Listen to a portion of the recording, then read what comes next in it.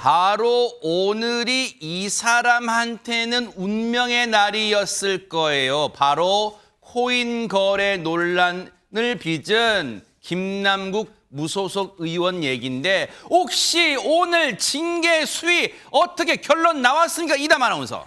결론부터 말씀드리면 징계 수위 결정 미뤄졌습니다. 아, 그래요? 네, 김남국 의원은요. 국회 업무 시간 중에 코인을 거래하고 거액의 코인을 보유하고 또 투자한 논란 때문에 지난달 20일 같은 경우에는 의원직 제명 권고를 받기도 했는데요. 네. 오늘 오전 11시에 원래 국회 윤리특위 소위가 열리고 징계안에 대한 표결을 하기로 했습니다. 네. 그런데 회의 중에 민주당에서 다음 주에 하면 안 되겠느냐라고 제안이 왔고 또 왜요? 회의가 좀 원활하지 않았다고 합니다. 어떤 일이 있었습니다. 아하. 그래서 오후 2시에 속개하기로 하고 해산을 했는데요. 결국에는 다음 주인 오는 30일에 표결하기로 연기를 했다고 합니다. 아니 오늘 잔뜩 거의 모든 언론이 김남국 운명의 날 막 이렇게 했는데 갑자기 연기된 게 혹시 거기 회의에 참석할 뭐 윤리위 위원들이 화장실 가야 되고 뭐 그런 것 때문에 그런 거예요? 양나래 변호사님. 네, 바로 오늘 오전에요. 김남국 의원이 본인의 SNS에 올린 글 때문이었습니다. 어허. 김남국 의원은요, 오늘 오전에 여의도 국회에서 열린 교육위원회 전체 회의에 불참한 뒤에 깜짝 소식을 게재했는데요. 네. 김남국 의원은 심의 결과와 상관없이 22대 총선에 불출마하겠다고 선언했습니다. 어허. 그러면서 간절한 바람이 있다면 저를 믿고 응원해준 안산 시민을 위해 임기 끝까지 책임을 다하는 것뿐이라며 안산 국회의원으로서 마지막 소명을 다할 것이라고 임기를 끝까지 마치고 싶다는 바람을 나타냈습니다. 하하, 윤리위 심의 결과와 관계없이 내년 4월 총선 안 나갈게요 라고 말한 게 혹시 오늘 회의를 다음 주 8월 30일로 연기시키는 결정적 계기나 역할을 했을까요? 관련 얘기 좀 들어보시고 이어가 보도록 하겠습니다. 김남국 의원의 불출마 선언이 과연 김남국 의원이 그동안 한 행동들을 면책해 주는 것이냐, 과연 김남국 의원이 했었던 일들이 없어지는 것이냐, 저는 그렇게 생각지 않거든요. 근데 민주당 의원님들은 이것을 상당한 상황 변화이기 때문에 회의를 미루자는 얘기를 했습니다만, 지금 국민의힘 측 입장을 봐도요, 김현주 평론가님, 이게 대승적 결단이나 이런 평가라기보다는 뭔가 여기에 행간에 숨은 전략 또는 좀 숨은 의도, 갑자기 내년 총선 불출마 카드를 꺼내든 배경이 궁금합니다. 숨은 의도가 아니라 뻔한 의도가 아닐까요? 뭘까요? 꼼수 불출마 선언이라고 할 수가 있겠죠. 왜요? 왜 하필이면 그동안 시간이 그렇게 길고 많았는데 표결 소위 1시간 전에 아하. 그것도 SNS를 통해서 불출마 선언을 했을까요? 어허. 그 불출마 선언을 하나마나 한 것이 본인이 5월 달에 탈당을 했잖아요. 네. 그러니까 민주당 당원 당규상 탈당하고 나서 1년 이내에 복당이 안 돼요. 그러니까 어차피 민주당 이름으로는 선거 출마를 할 수가 없었고 사실 저는 그거보다 더 중요한 것은 지금 국민 감정상 어떻게 출마 또 하겠습니까? 지금 있는 의원직도 내려놓으라고 그렇게 권고가 많았는데 그러니까 이게 지금 자문위에서 그 가장 높은 순위의 징계 권고가 나왔잖아요. 제명시켜라. 네. 그러면 이게 오늘 만약에 예정대로 됐다라면 소위에서 표결, 가부간의 표결만 합니다. 그러고 나서 전체 회의로 넘어간 다음에 본회의로 넘어가거든요. 물론 이제 상당히 요건이 까다롭긴 합니다만 이제 뭐 거의 징계가 될 것 같거든요. 어허. 그러면 얼마나 불명예스러워요. 그러니까 1시간 앞두고 급히 이렇게 불출마 선언한 것은 의도가 분명해 보인다. 아하. 그렇게 해석이 됩니다. 자신은 김남국 의원 자신은 뭔가 모양새는 고뇌찬 결단 내리는 모양새지만 벌써부터 평가는 박합니다. 들으신 것처럼 뭔가 이거 꼼수 아니야? 어차피 내년에 총선 나올 가능성도 희박한데 갑자기 의원직 던지는 거 아니야? 이런데 지금 도덕성에도 치명타를 입었던 김남국 의원, 그런데 뭐 정치 생명도 지금 위기에 임박했어요. 지난번에요, 뭔가 눈물을 보이기도 한 게 관심을 모아서요. 한번 그때 장면 보시고 이어가 보도록 하겠습니다. 안에서 어떤 내용 설명하셨는지 알 수 있을까요? 하셨을까요? 의원님 증명 부당하다는 의견 전달하셨을까요? 어떤 내용 위주로 설명하고 있는지만 한 말씀 더 부탁드립니다. 우리 자문위에서 질의하신 내용을 중심으로 해서 성실하게 답변하겠습니다. 윤리특별위원회에서 공정하고 객관적인 기준에 따라서 합당한 판단을 해주실 거라고 생각을 합니다. 질문을 하시는 것 다 답변을 못 드려서 죄송한데요. 예, 아까 그 말씀 정도로 가능하겠습니다.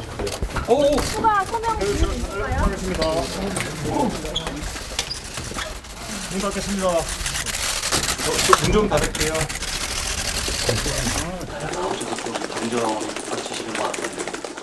또 같은 동료 의원들은 아무래도 애정을 가지고 진심 어린 충고와 조언을 해가면서 하기 때문에 감정적으로 김남국 의원이 좀 감정적으로 좀 흐른 것 같아요. 그래서 이제 그렇게 그런 행동이 나온 것 같고요.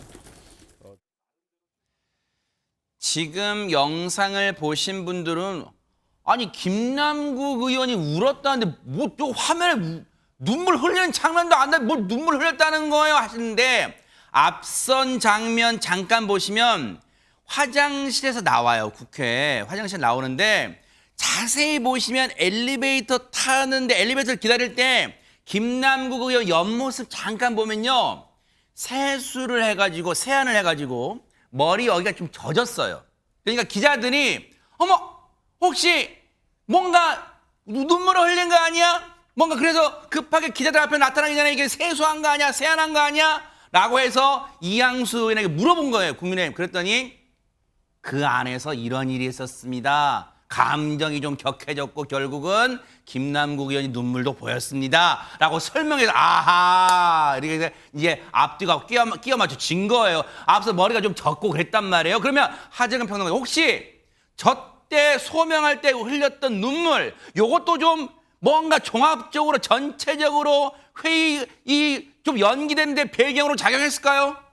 글쎄 뭐 눈물 때문에 연기됐는지는 모르겠지만 뭐 어쨌든 김남국 무소속 의원 입장에서는 굉장히 지금 자기가 이런 논란의 주인공이 될 거라고는 아마 상상을 못했을 거거든요. 아하. 정치인이 된 지 얼마 안 됐잖아요. 네. 정치인 됐을 때 여러 가지 꿈이 있었을 텐데 나름대로 포부가 있었을 텐데 네. 지금 뭐 제명이 되네 마네 이렇게 논란이 되는 것 자체가 거의 역사적인 사건이거든요. 아하. 역사적인 사건의 주인공이 됐고 또 김남국 의원이 그 전에 이제 방송 패널로 활동할 때 다른 그 정치인들 윤리적으로 질타를 많이 했었잖아요. 네. 그렇게 질타하면서 본인이 그렇게 윤리적으로 질타받는 자리에 설 거라고는 상상을 못했었을 텐데 이게 정치인이 돼서 본인이 그렇게 질타를 받고 지금 여러 가지 또 오명을 쓰고 이런 상황이 되다 보니까 네. 아마 자기도 모르게 격하게 눈물이 나왔던 것 같고 네. 저 눈물이 뭐 일부 과거에 보면 어떤 정치인들이 뭐 전략적으로 눈물을 흘리는 거 아니냐 뭐 그런 얘기가 나올 때도 있었지만 이번 눈물은 이 정도 상황에 처했으면 인간적으로 정말 눈물 나올 만도 하다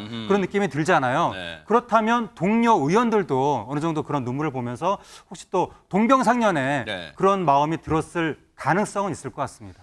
그런데 있잖아 그런 거 있잖아요. 김현주 평론가 눈물도 여러 종류의 눈물이 있잖아요. 보세요. 물론 속마음이야 본인 당사자인 김남국 의원이 제일 잘 100% 알겠죠. 저 눈물의 의미가 뭔지. 근데 눈물도 그런 눈물이 있잖아요.